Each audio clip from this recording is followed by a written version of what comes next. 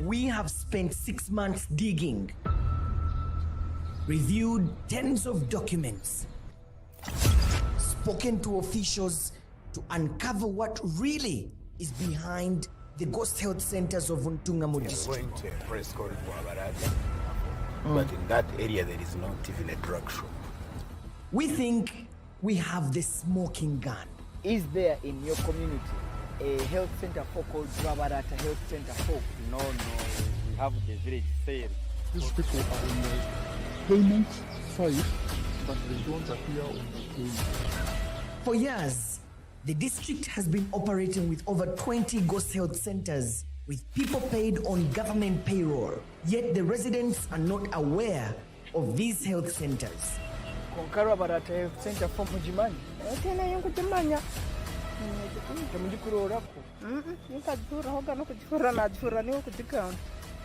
It never existed during my time of work. Government has lost billions of shillings through this financial hemorrhage. But they are the ones that constructed this company, and they shouldn't have paid this company. We now know who is responsible for manipulating the system. We cast a spotlight on the ghosts of Ntungamo.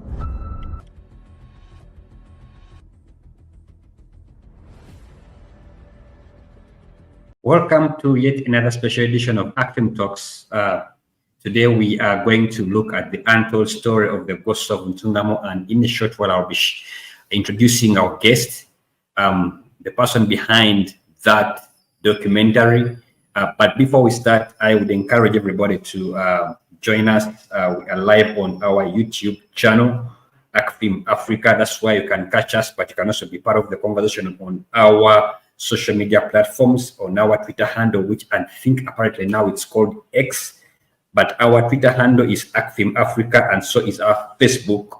You can get us there and be part of this very interesting and interactive show today, the 4th of August, 2023. My name is Felix, and I'm the host for ACFIM Talks, and the title is The Untold Story of the Ghosts of Ntungamo, and with me I have Solomon Serwanja, who is joining us, and he is the award-winning investigative journalist and the executive director of the African Institute for Investigative Journalism, famously known as AIIJ. Is also the brainchild and the lead investigator behind this interesting investigative piece, The Ghosts of Ntungamo.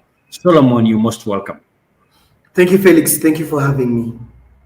It's great. It's a pleasure to have you. And again, apologies to our listeners for starting a little late. We had a little bit of hiccups, but it's never late. Here we are. And I think it's important that we quickly dive deep and redeem the time. So, Solomon, I know that you've now settled in. And I know you were behind this interesting investigative documentary, where you came up close and personal with the Ghosts of Ntungamo, if I may put it that way. It would be interesting if you shared with us your experience, especially what was running in your head when you came across the findings in Ntungamo concerning the ghost health centers in a place that is the birth district of the president and the first lady, Janet Museveni.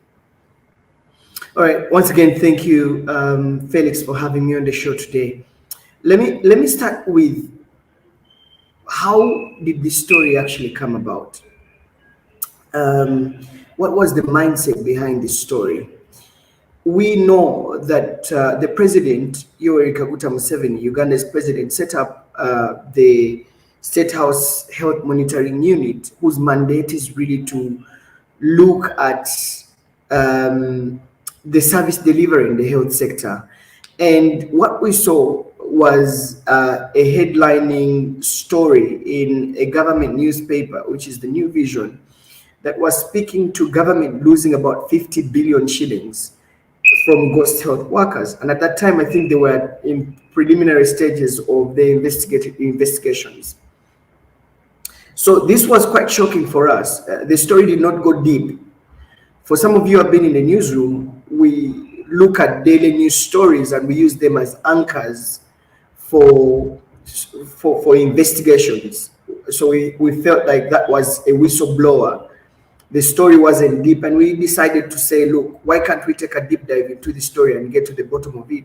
How come actually government is losing 50 billion shillings from ghost health centers? Now, what it took to do this story was a journey that we spent about 6 months digging deeper, having different hiccups here and there. But eventually, we managed to go past all the hurdles and put out a very good investigation. For some of you here on the show who haven't had an opportunity of watching it, I would encourage you to go and watch it.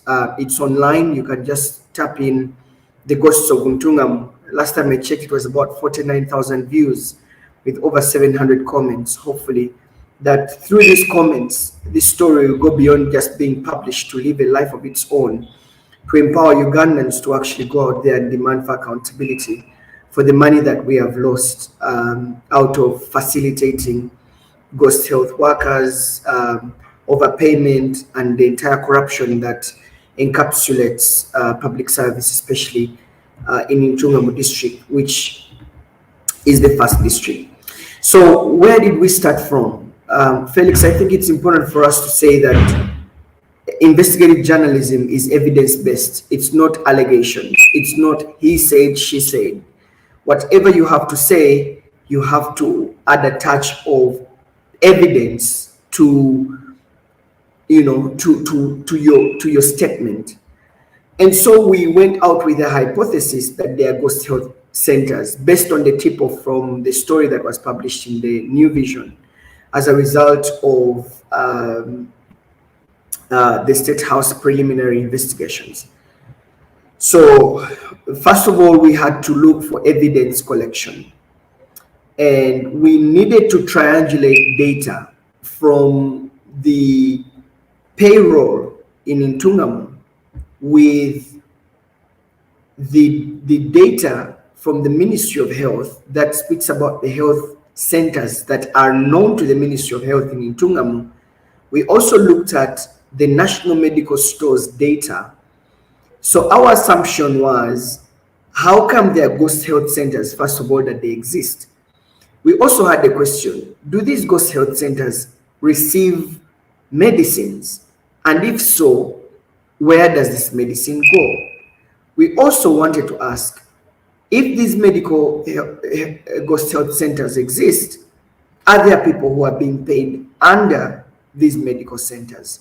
We also had questions of, how did they even come up? So we went into this investigation with research questions. Investigative journalism is just like writing a research paper. You go into it with hypotheses and research questions. So these were the questions that we're trying to really cover in this investigation. So our methodology was triangulation.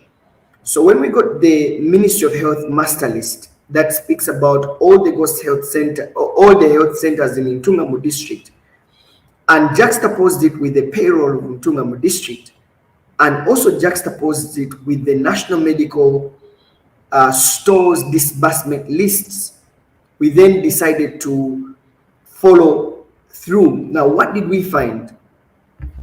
We found that there were more health centers on payroll compared to what the Ministry of Health master list knows.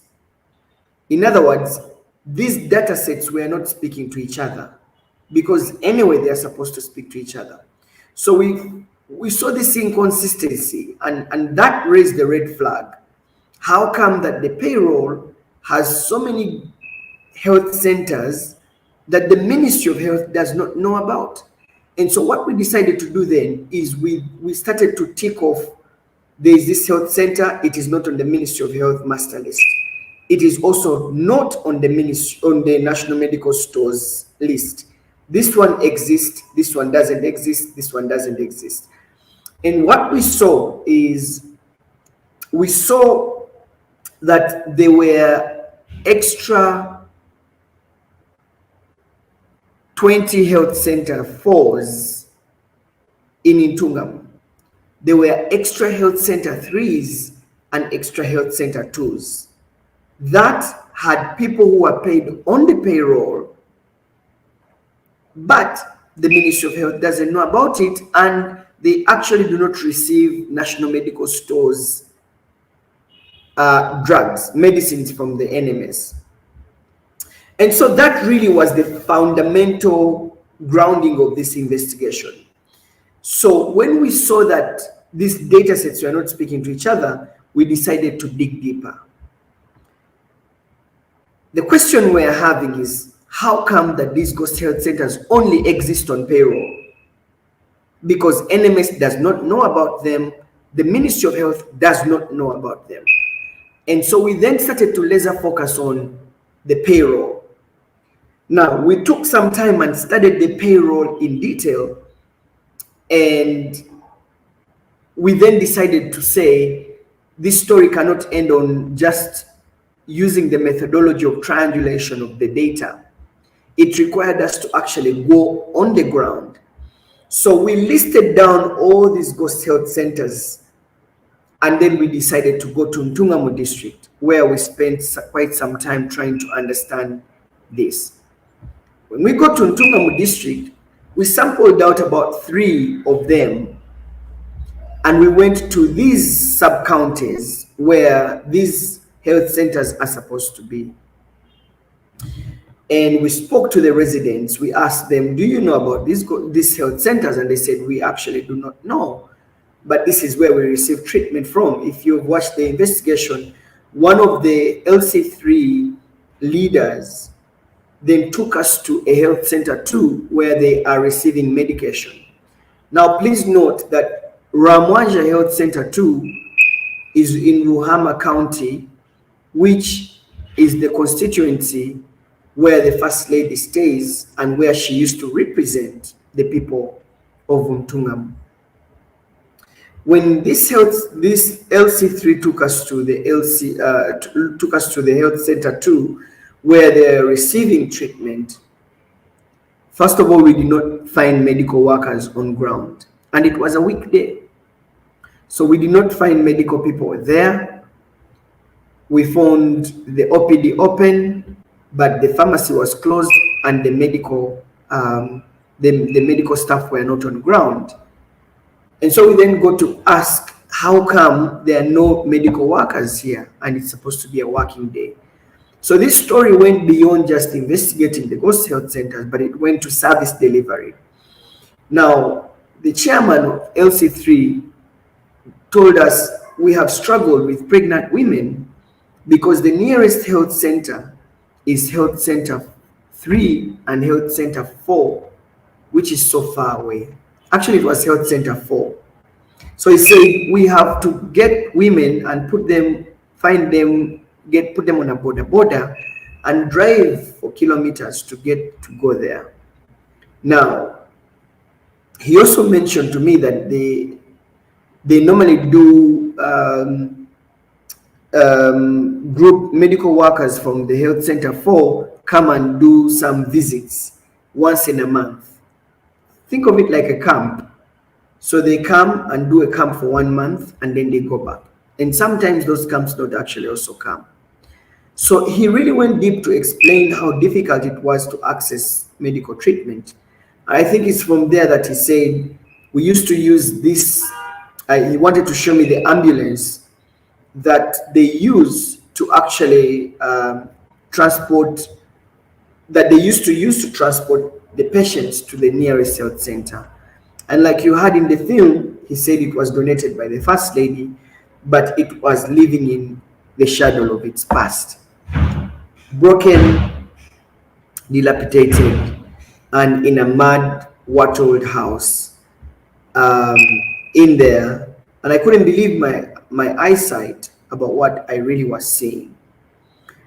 But the tail end of it is that this health center wasn't existent in the sub-county, and we sampled 2 extra and they were not there. And so we wanted to understand then how come there are people who are being paid on payroll under these health centers. And so what we did is we then went to the district and tried to ask some questions. And I think the first one was, this docket falls with the district health officer. And so we tried to convince her to speak to us, which she agreed. And we had a conversation with her. And she said, look, I know that these ghost health centers exist, but I raised the issue and they told me to keep quiet. This is how things run. But the staff who work on under these ghost health centers exist. So I said, so if they exist, then why don't you put them and align them to the health centers where they work and where indeed they are supposed to be earning from? And they say, she told me, that's not my business, that's business of cow and human resource, because that's payroll. It became more interesting. Then, then I had to, get sources who I spoke to, who actually told me, look, this story, this is how things have been over the last 10 years. Yes, we know that it is wrong, but this is how the system has been.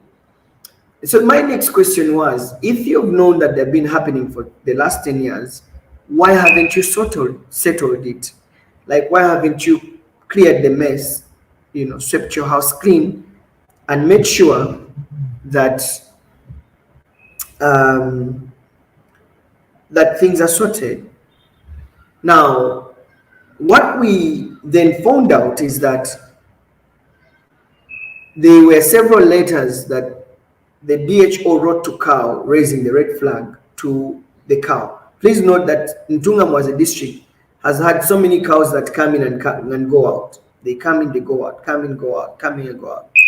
But also, they had an HR at that time who has been there since 2014 up to now. They had the district finance officer or manager who has been there for the last 10 years. They had the district internal auditor who has been there for the last 10 years. So my question is, when you're preparing payroll, payroll has to go through different channels before it's signed off by the cow. The HR prepares the payroll. It goes through the chief finance officer. It then goes through the chief auditor, and then it comes through to the chief administrative officer who signs it off. And therefore, government releases money from the consolidated fund to pay people. When we studied the payroll further, we realized that there were teachers who were earning as medical workers. We realized that there are lab attendants who are working in a lab school, paid as lab attendants in a hospital. We also realized that there were people who were overly paid. You find someone who is supposed to earn 600,000 is actually earning 2 million, which is not acceptable. We also realized that the district had over-employed. I don't know if that word exists, but think about it. If you're supposed to have 3 health centers, 3 health center 4s, and you're having 24 health center 4s in the district, then it means that you're recruiting, and I think that there was decentralization, so that we have the district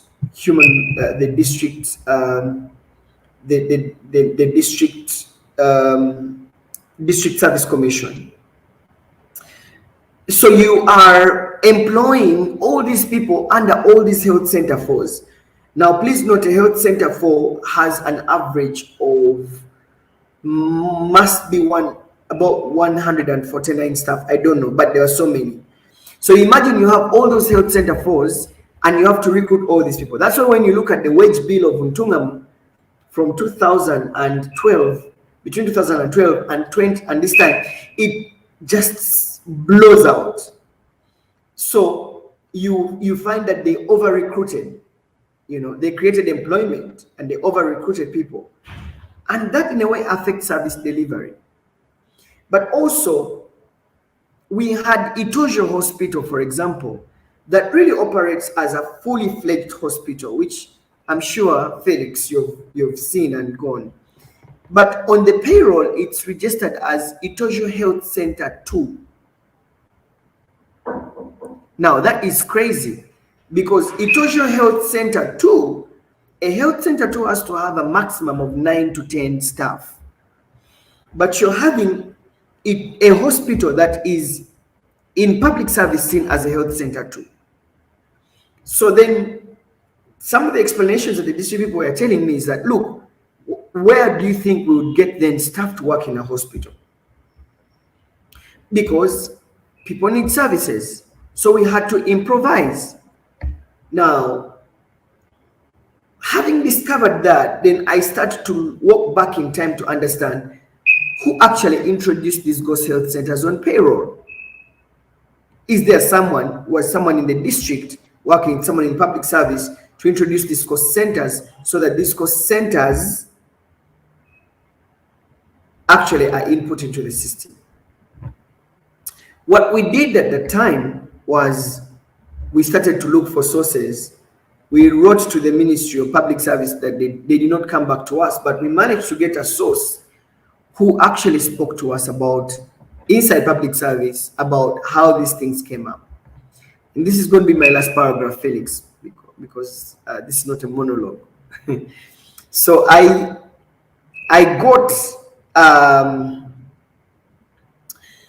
we got a source who told us that back in 2013, government contracted a company called Free Balance, which is a company, it's in Canada. They have done so much work and you can look them up.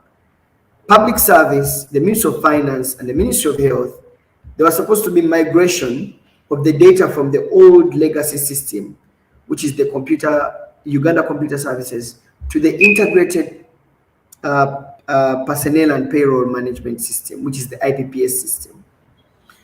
During the migration of the project, the Ministry of Public Service was supposed to work with the Ministry of Finance, the Ministry of Health, to stake up this data and look at, for example, Ntungamo district, these are the hospitals, these are the health center 4s, these are health center 3s, these are health center 2s, so that they migrate that data and put it up onto the new system. Now, the contractor did their job, they finished, they were given a certificate of completion, and they were paid their money, and the system has been like that since 2014.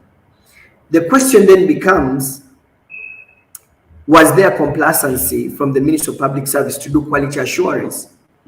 Because once you give me a contract, you have to review what the work I've done, and upon which you will give me a certificate of completion. That did not happen.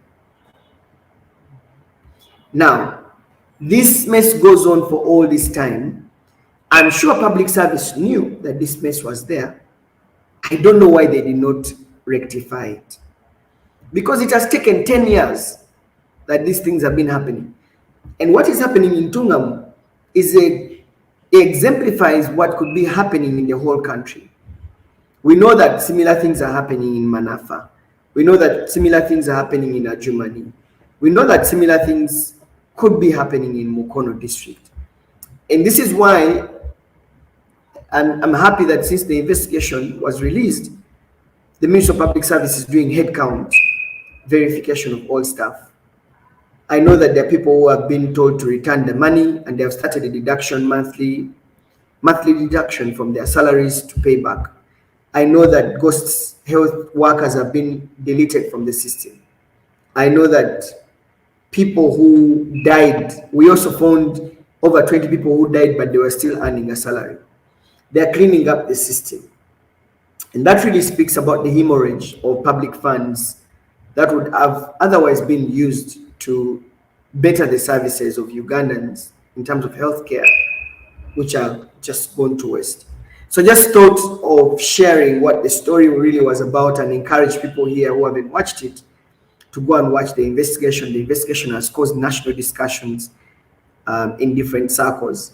And it really has been an experience for me to know what really happens on the ground. When you're in Kampala, you may not perhaps understand what happens on the ground until when you go out of this city and have a real-time experience of what people go through. Over to you, Felix. Yes, indeed. Thank you so much, Solomon, for that detailed sharing of the experience and what really happened. In fact, for those of you who have not yet watched the documentary, should definitely make time and watch it. It's available on the AIIJ YouTube channel. And just to bring it to speed a bit, Ntungamo has only 3 health center posts, and that is Kitwe, Rashamire, and Rubare. So all the others, talking about the 20 plus, are ghost health centers. I think in there I saw Rakabengo which is apparently located in Rukunjiri, but it's on the Ntungamo payroll. There is Rakishikazi Health Center that's the ghost health center. Rakatojo, Rabarata, Rabawondo, Rakakwenda, Ramujo. The list goes on. So I encourage you to really make time and understand the gist of this documentary.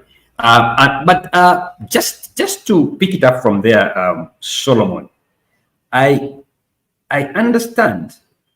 I don't know whether it ever crossed your mind that you are walking in a minefield, digging up information on the irregularities in terms of personnel and payroll management system at the district.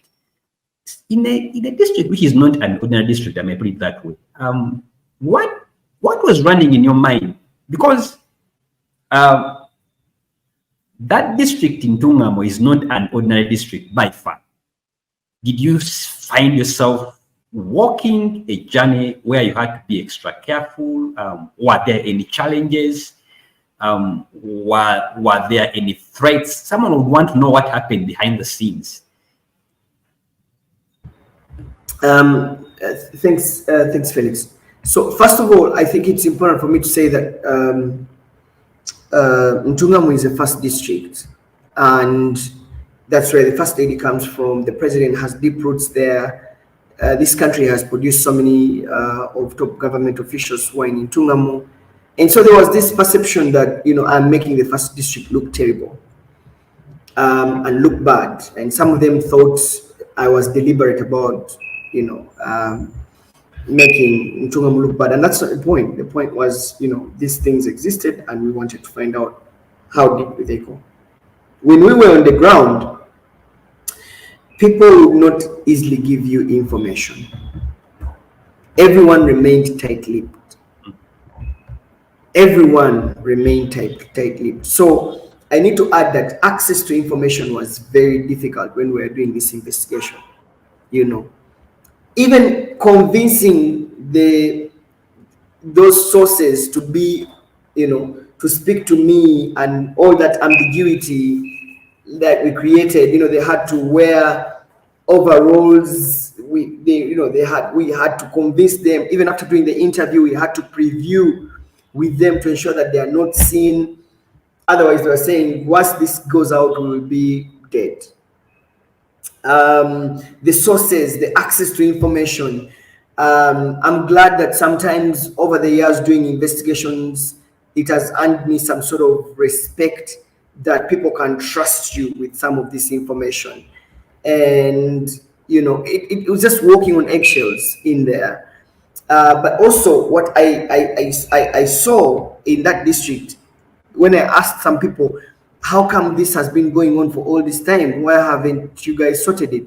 And like every time you try to raise it, people will say that we have the president on fast dial. We have the first lady on speed dial. So someone, oh, Mama, Hachi, really, there is this person. So people fear to lose their jobs. And they say, you know what, we found it like this. Maybe this is how it's supposed to be. So some sort of influence peddling and, saying we have connections to the high office, so you cannot come from another district and come and you think you can destabilize the things that have been here, So there was some sort of, even when some people within the district wanted to clear the system, you would feel that they were stopped by, the system itself that has been built in Ntungamo. One of them told me, it is what she told me, it is work to work in Ntungamo. That's what one of the sources told me. It is work to work in Ntungamo because you don't know. Actually, one of the sources who raised the red flag, their car was vandalized. You know, they have death threats. You know, all these things. It's just terrible. I know that the president, from close sources, has been presented with this investigation. I know that this investigation has got on the table of the First Lady, who has watched it. By the way, she was in Ntungamo, I think, a week ago. I know that there are conversations going on in Ntungamo. And I think that really goes. I know that the Inspectorate of Government, the IGG, has sent a team to investigate some of the issues that we found in the story. I know that the Office of the Auditor General has auditors on the ground for the last 2-3 weeks trying to present a report. I know that the State House Health Monitoring Unit is on the ground in Ntungamo to conclude their report, and they'll be submitting it to the president for review as well. I know that there's a cleanup in Ntungamo district, and hopefully, just hopefully, that this story has started a conversation that we should have as a country in terms of public service and in terms of mainstreaming our payroll. And I cannot wait to look at the impact and the fruits of this hard work, because it gets down to that. I always tell people that all of us in our different spaces take the risks to be able to make the country that we want to live in a better country. Yes, it's risky, and I know that many of my relatives have been calling me and telling me, "Munange, watch Totuleka, you should stop. You've earned it. There's nothing you're proving." Many of them have told me, "You have awards. You're a celebrated journalist. Everyone respects you. Just stop and maybe let other people also take over from where you've stopped." And they keep telling you, they receive messages from friends. One of my aunties called me and told me this, she has deep sources in places of power in the military, and I was like, and I'm like, that wasn't the point. That wasn't the point. The point was, I'm just trying to do storytelling. I'm just trying to put out these issues. Just before I stepped on set for this conversation, I found a former permanent secretary in one of the ministries who stood me up and told me, "I really appreciate the work that you do. I watched your Ntungamo investigation. I love the work that you put in. It was evidence-based. Naye, are you keeping safe?" Yeah. Then he told me, "I have been in this system long enough to know that there are people here who are benefiting from the system, and anything that looks like exposing them will lead them problems." So he told me, "I am your big fan. I am behind you. I believe in the noble work that you do as a journalist and as an investigative journalist, but you need to watch your back." So there's this semblance, a dark cloud that hovers over you, and it makes you paranoid. Every time you're driving, like, I cannot just drive direct to work or direct to town. I park somewhere, I get onto a border, get to do what I'm going to do, and then ask a friend to pick me up and then take me to my car, and then all those. So there are all these security protocols that we've designed that are supposed to really shock absorb us against the risks of that come with outputting a story that is sensitive like this. But it all goes down to this: what is our contribution? I think for me, that's where it all goes to. I'm a journalist. This is what I can do. As an accountant, what is your contribution? As a doctor, what is your contribution? As someone who sits in public service, what is your contribution? I think we always have this blanket statement that we want to make our country a better place, but we don't want to be part of it. I have friends who tell me,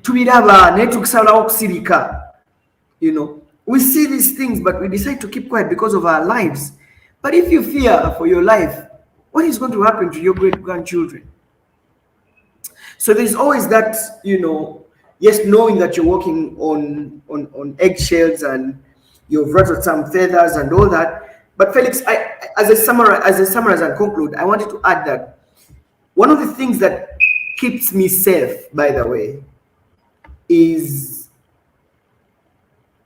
I make sure that before the investigation is put out, it's watertight, it's evidence-based, so that the reaction, even to the culprits who do these things, is not, oh, let's eliminate him. No, it's, what can we do?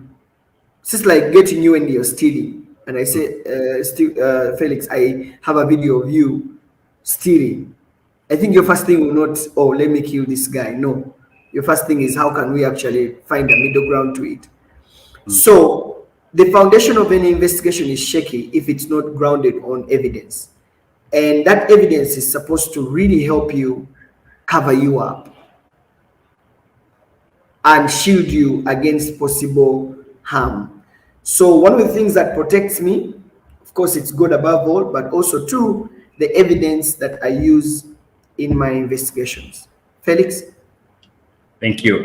Indeed, you've rattled some feathers, but in a good way. It's a big contribution to the country. We hope and keep praying that you really stay safe